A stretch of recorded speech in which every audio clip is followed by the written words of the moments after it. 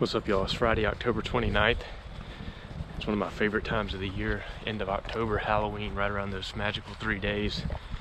The rut is in full swing here in South Carolina. Spud and I have been out tracking a bunch of bucks and a bunch of big deer. And as a matter of fact, my dad and I, we just pulled into the place and there was a probably 18-inch wide buck standing in the road up there. I couldn't point him out to Dad fast enough, but he took off running and went one way or the other. I couldn't tell, but I'm headed into a thicket tonight. That's a place we very rarely hunt. We try to leave it alone, but tonight's the night to do it. We got a good strong wind and it's pushing out of the thicket. The duck marsh down here is still full of gobblers, sawtooth, acorns, and some pin oaks scattered out about, and these bucks like to hang out in there and stage up. The other night my dad went in there and killed a doe in the duck marsh. He said it was little bucks chasing everywhere and he thought he saw a real nice deer in there right at last light. So that buck probably came out of where I'm going this evening, and every year I go in there once or twice and I pretty much inevitably get on a big deer. And last year I missed about a 22-inch wide 8-point in there. So we're gonna see what we can do this evening. There's really not any trees to get in where you need to be. You just gotta get close and hope for the best. It's just a nasty thicket. And every year I say I'm gonna hang a lock on in there and I never do, but we're gonna go try to shimmy up this evening. I'm probably not gonna pass on a doe because I got my longbow with me, and I like shooting deer. But it's the middle of the rut, so there's no telling what's gonna happen. Hopefully we'll get on one this evening. Maybe we'll double up. Dad and I typically do once or twice up here a year. But stay tuned. Hopefully we'll have something good happen here in a little bit.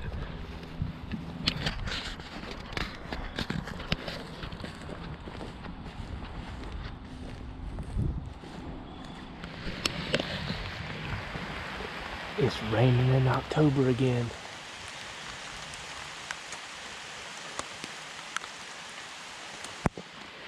It's not gonna last long. I just got to where I want to sit. It's a little small tree. I'm not gonna get but about 10 foot up in it. Privet everywhere. I'm just gonna try to do a little grunting and see if I can get a buck to respond to me this evening. If not, there'll be some does through here. Hopefully they don't bust me, but either way, it's gonna be a fun sit.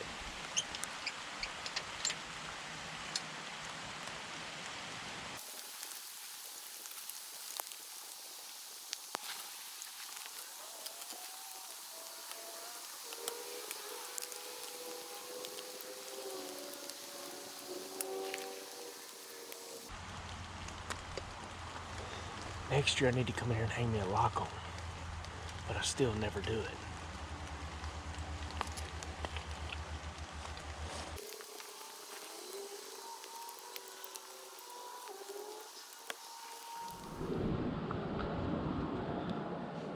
It's just about 4 o'clock, and even though I only climbed 8 to 10 feet, it took me forever to do it. I'm sitting in here in this privet thicket. It's real tight on the bottom, on the ground. Up here is pretty open, but it's where I just walked through is about head high privet. So deer that get underneath you, you got some opportunities when they get their heads behind stuff to move and shoot. So hopefully they don't bust me coming in. They get in here tight and I can get a crack at one. Got a pretty good wind. It's pushing out of this thicket back across this draw, or across this ditch.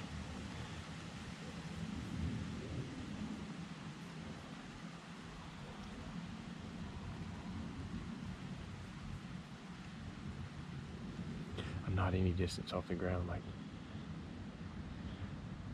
I could just about jump out of this tree, but not a whole lot of cover. There's not much to get in here. The tree I was in last year is right up there, but it's just a pain in the butt to get in. So I climbed this one this year. But the bucks, if I'd have been right here last year, I probably would have had about a 28-yard shot to a really nice 8-point right there. So we'll see. Big thick over hillside over here, nice privet bottom, thick field over here that my dad didn't bush hog this year, and then I got all these acorns behind me. A couple good crossings crossing the creek coming out of here going to them acorns. So hopefully the wind doesn't screw with me too much. Maybe we can get a buck in here chasing a doe this evening, because they like to do it in here. So we're gonna get settled down and see if we can get something moving here in a little bit.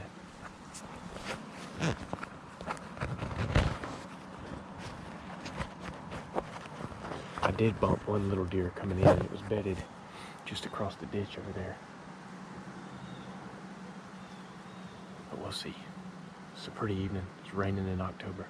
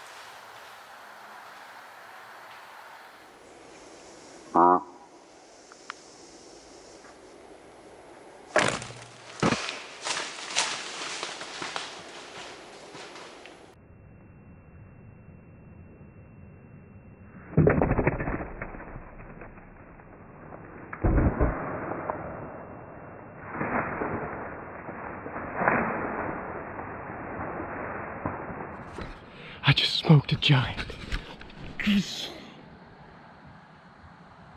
I just smoked an absolute giant with my longbow. Oh my God. That doe came in from right there. Little 4-point bumped her. I didn't shoot either one of them. I could have probably forced the shot on the 4-point.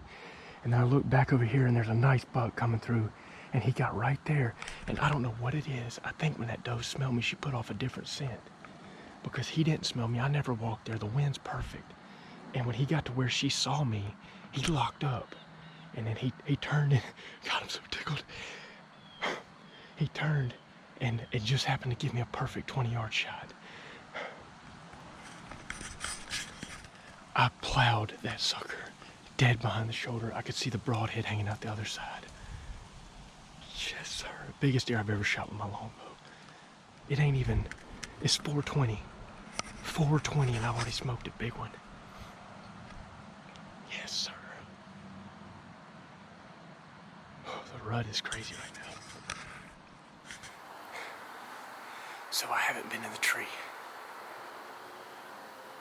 But maybe, I don't know, 15 minutes, 20 minutes. I heard a doe come bouncing towards me. And she got right here before I knew she was here. It was quiet in here. She got right there and looked straight up at me. I ain't but 12 foot off the ground at the most. And she saw me, wheeled around, and I could tell she didn't want to go back the way she came because of, I figured she was being bumped by a buck. I turn around and look, here comes a little 4-point pushing her out. Well, they crossed right here below me. I mean, give me pretty decent shots, but I didn't want to rush nothing. It's early. And then I just so happened to turn around and look, and there comes a giant 8-point behind him. He comes up here to where the doe was, where she spooked, and smells where she changed scent or something. It was a weird situation. I got a great wind. I've never stepped right there. And when he got there, he immediately went on alert, stuck his nose up, and I guess where she saw me, she might have put out a different scent with her feet. I don't know. It was weird. I learned something right there. But he turned around, bounced out. I'm looking at a little 4-point right now. Bounced out. And then I'm going to get this on video.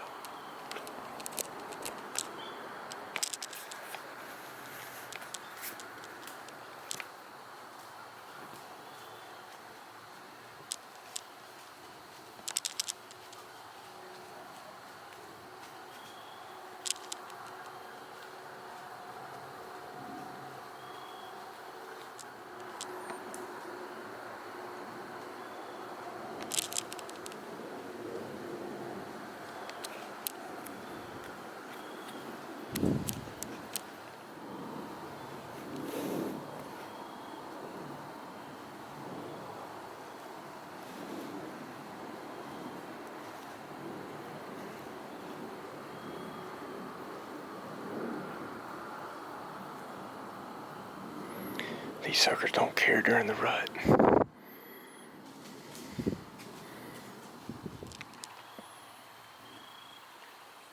But I couldn't be more tickled.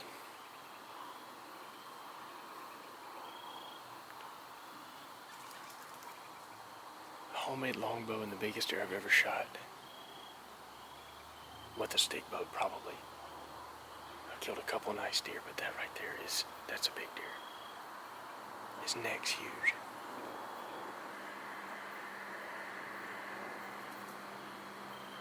I'm gonna shut this thing off. There'll likely be another big deer in here. We'll see.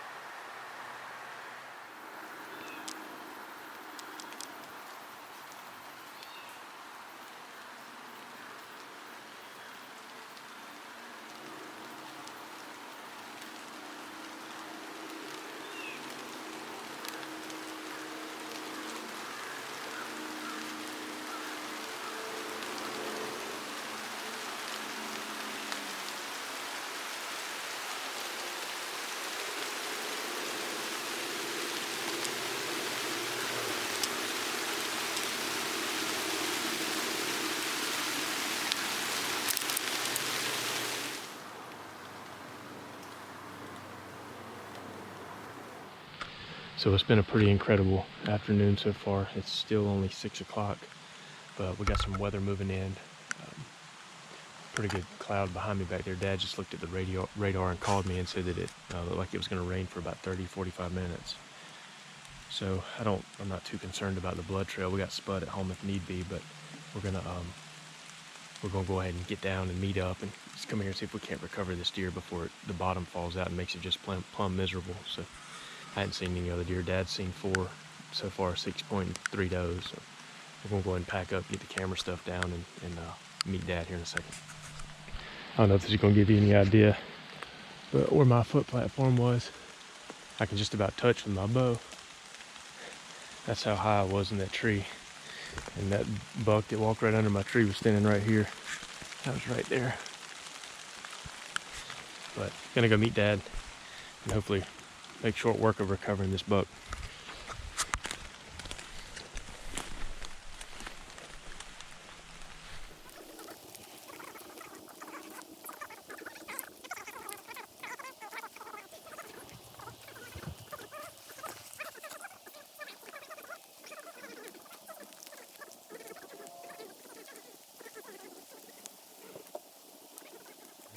The first doe, see all this, it's real growing up in here, but see that dead stuff? Yeah. She come up, and when I saw her, she was standing right there. And I was like, crap. She looked up at me and saw me, but I knew she didn't want to go back that way because she ran in here. I said, there's a buck behind her, and I heard burp, burp, burp. I looked back, there was a 4-point. Well, she didn't run back into the buck. She turned and went right through there. Gave me a shot, but I didn't shoot her because I didn't know what was behind her. 4-point pops out. Almost shot him. I said, no, you know what? I ain't going to shoot him. And then I looked back in the back there, I just saw horns. I said, crap, he come right up here. And I learned something today. When a deer spooks, they leave a scent. Oh, yeah. And when he got to where she spooked from, he get scared to piss out of him. Yeah. He bounced out there and stopped, said, crap. And he turned broadside at 14 yards, and I shot him right there. And he went out there, and I think he died right over there.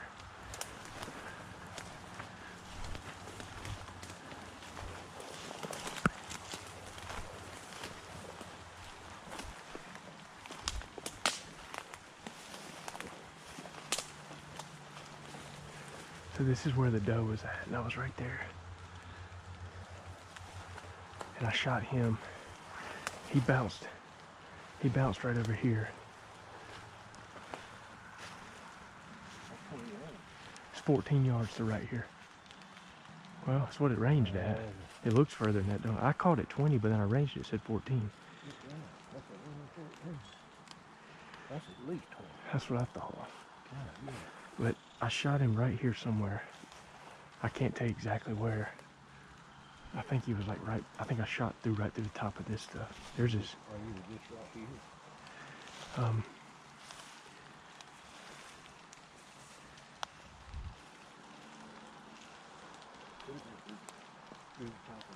It was like, he was standing right here, right there where you are. Yeah, you shot through the top of it. I didn't shoot through it, but he was behind. yeah, but when my arrow, when it impacted him, I lost sight of it because of that stuff. I don't think I hit anything. Look right there. Blood there. Get the walking track blood there. Good blood. He should just kind of hang to the right. There's blood.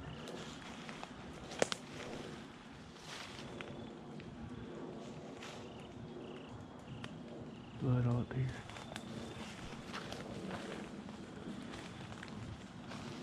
Get a bunch of crap up in here. I think I heard him crash up here. Ooh.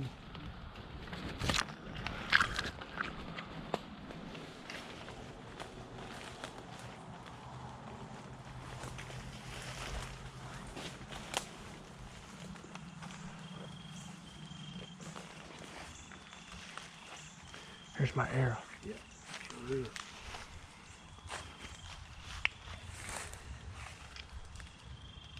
Lost my bleeder blade. Blood on the base of that tree. Oh yeah. He ain't gonna be much further. Nah, he's toast.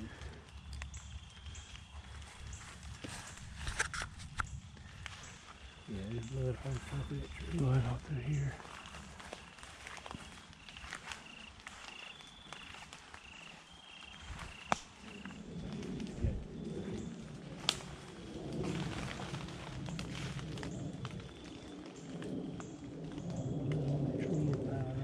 What's that laying right there? That's him. That's him. I got it. About time. Thank you. You do. Yeah, nice buck.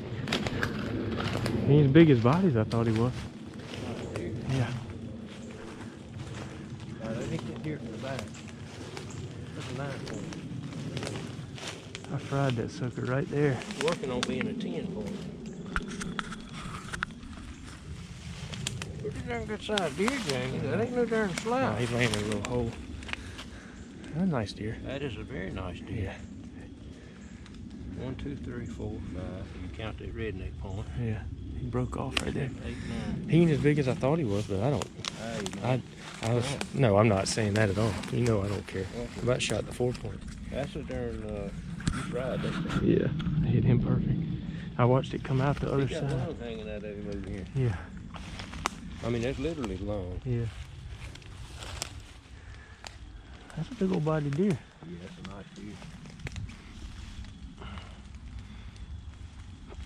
I guess when you're only 10 foot off the ground, you look at one that big, they look huge. That's 185-pound deer. Yeah. I thought he was a little wider, but That's a nice deer.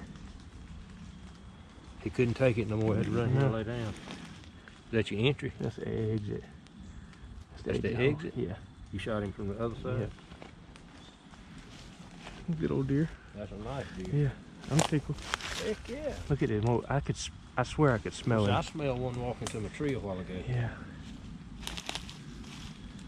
Yeah, he's right. Yeah, we're gonna hang them up on some game management somewhere. Scared a pea out of a little deer. Yeah. Yeah, I fried him. He wasn't going nowhere.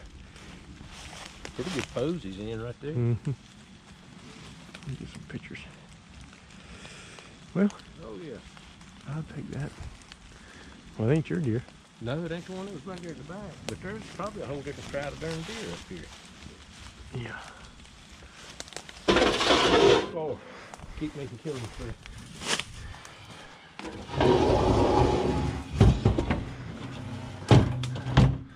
All right, now pull him up. There you go. Now get in the truck.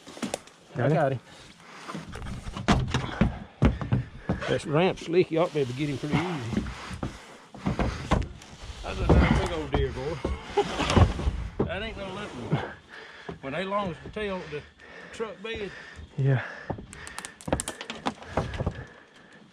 Yeah, it's a good one. Spin him on around till his head back here. Grab his horns. Got him. Yep. Now, that's good right there. The bow's sitting right over yonder at the edge of the truck. Right behind you. You don't got to get out.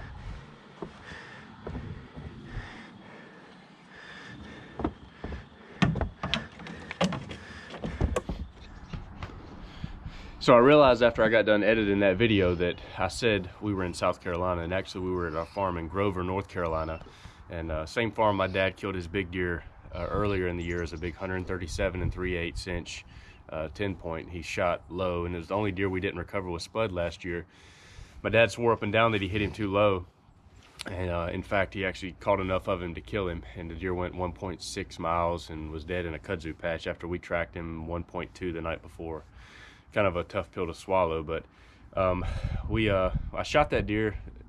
I was only 10 foot up a tree, and he was out 20 yards, and he looked huge. When I got to him, I was like, man, that deer don't look as big as what I had in my mind, but started dragging him and got him home, and he weighed 187 pounds, a 3.5-year-old 9-point. Could be a 10-point if you count that other time, but really nice deer for me, my biggest deer ever, especially with a longbow, homemade longbow, and an old school bear razorhead. And I was tickled to have him. I was glad my dad was there to experience it as well. But we usually kill a couple nice deer up there every year, and that was our 2 for the year.